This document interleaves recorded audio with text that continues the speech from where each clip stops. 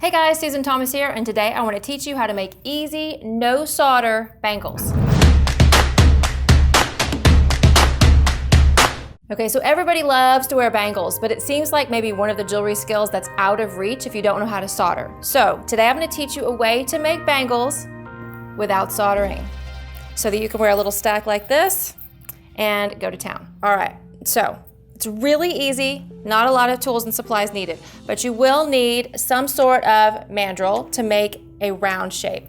I really like to use a steel mandrel because it's graduated so you can make smaller and larger bangles. If you do not have one, you can use something. Sometimes I've been known to use a rolling pin, can of soup, to make that shape that you need to get a bangle. You're also gonna need some tools. You'll need a flush cutter, and also a specialty crimper that is made to crimp these large size crimp beads right here.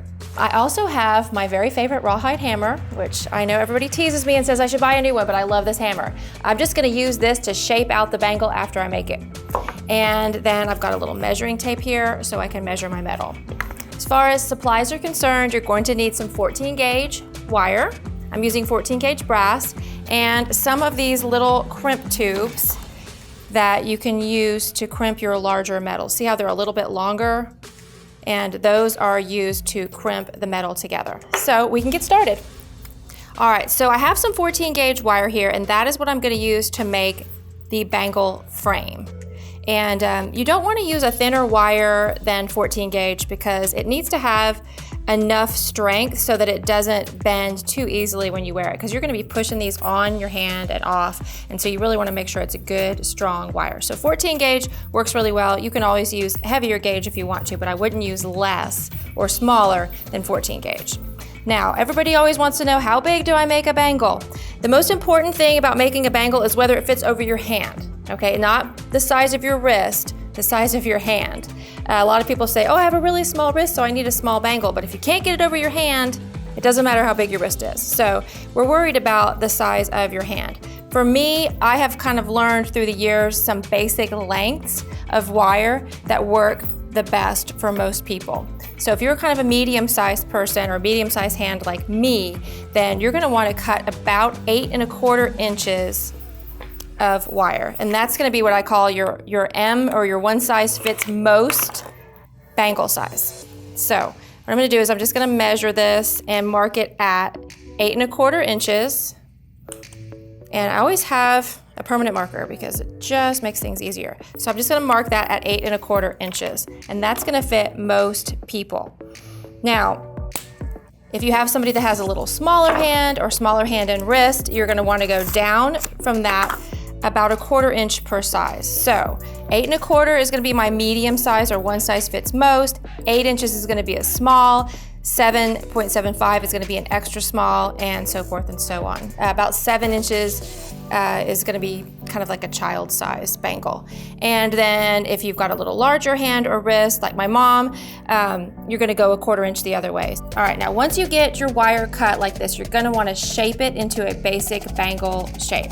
So I'm gonna use my bracelet mandrel, and I'm gonna take it and I'm gonna wrap this wire around the bracelet mandrel. Now you can see that I'm overlapping my wire like that, and that is because it's gonna spring back.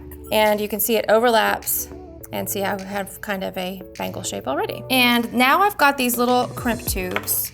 They're about probably 3/8 of an inch long, and they have a little space in the middle. These are made especially for 14 gauge wire, so they're gonna fit just right over that wire.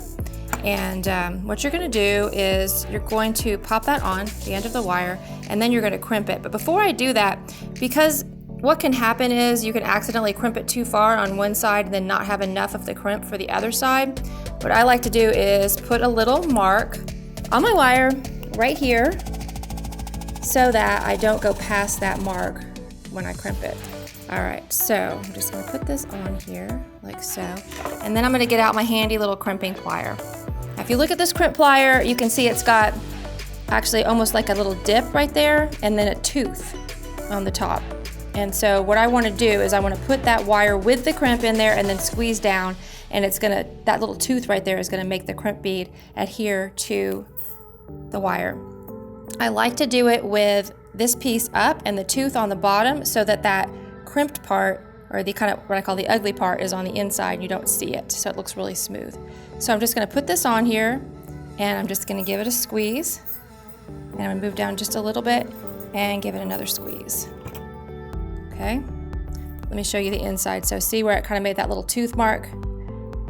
And then I'm gonna take the other side and push it into the crimp bead. And then I am going to squeeze, squeeze, squeeze, like so. So it still looks smooth on the outside, but then I have that little line on the inside. And I'll show you the difference, because like on this one, this is an old one I made, and for some reason I didn't do that. And so you can see it's kind of got those little bite marks on the outside, and it's just not as pretty. So there is my medium-sized bangle, and I'm gonna take this and then put it onto my bracelet mandrel again, like so, and just kind of shape it out with a rawhide hammer. And you don't have to use a rawhide hammer, you can use a rubber mallet or something like that.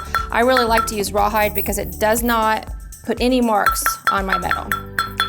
So I'm just gonna kind of round that out, like so, and then it's bangle shape again. Now I actually kind of like the little crimp tubes on there. I think they look cute, but you might want to cover them up, so you can do that. So I'm gonna make another one and show you how you might cover that up. Measure out your wire again. I'm gonna make this one a little bit smaller. I'm gonna make this 8 inches just because I want, all these ones that I have on are small. And I want it to be the same because I want to add to my stack, because I am one of those people who thinks you can never have enough bangles. All right, so same thing. Let's get this rounded out like so. Bangle shape. And then I'm gonna take a little coil of wire that I made. See how it's kind of bent into a little circle? And I'm just gonna put it onto my bangle. And then I'm gonna mark my wire so I don't get mixed up. Like so, and then put on my crimp tube. And then remember how you're gonna use this tool with that little groove up and the tooth down so that the tooth mark's on the inside. So squeeze, squeeze, squeeze. Make sure it's nice and tight. And then do the same thing on the other side. Turn it around. Make sure it's all the way in there. And squeeze, squeeze, squeeze. And then make sure you got it good and tight. You see how it's not gonna come out? It's really a strong connection. Before I do anything else, I'm gonna put this back onto that mandrel and round this back out. And see how that little piece that I put on there is just kind of moving out of my way so that I can round it out. Okay, so there's this little guy, and what I do then is I bring it up over the crimp tube. So I'm just gonna take that very last coil and squeeze it down so that it stays, there we go, in place. And I'm just using a flat nose plier to do that. And then I'm gonna do the same thing on the other side. Squeeze, like so.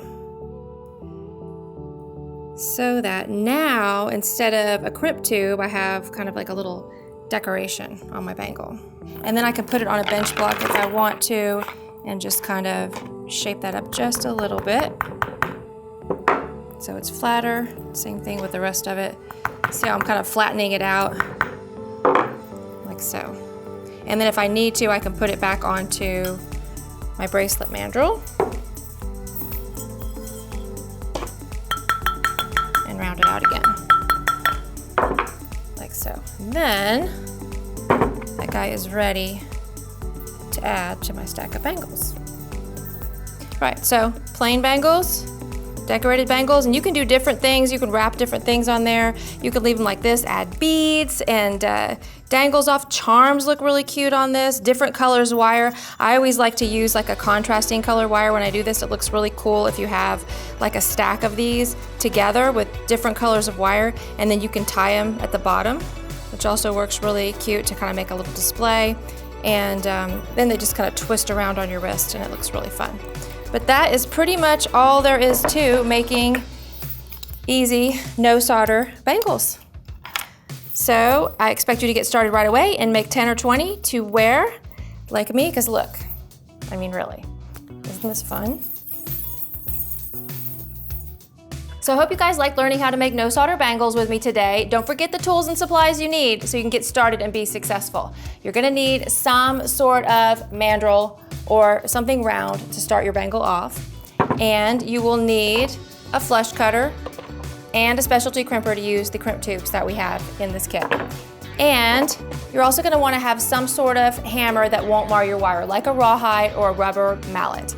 Then, pretty important to have some sort of measuring device because it just makes it easier, and I do like to have that permanent marker to mark my wire. As far as supplies are concerned, all you need is some 14 gauge wire and some of those little crimp tubes that are made especially for your larger wire. Thanks for watching, guys. If you'd like to pick up some supplies like the ones we worked with today, check out the links down below. What kind of decorations would you like to see on your bangles? Don't forget to like and subscribe, and I'll see you again next time.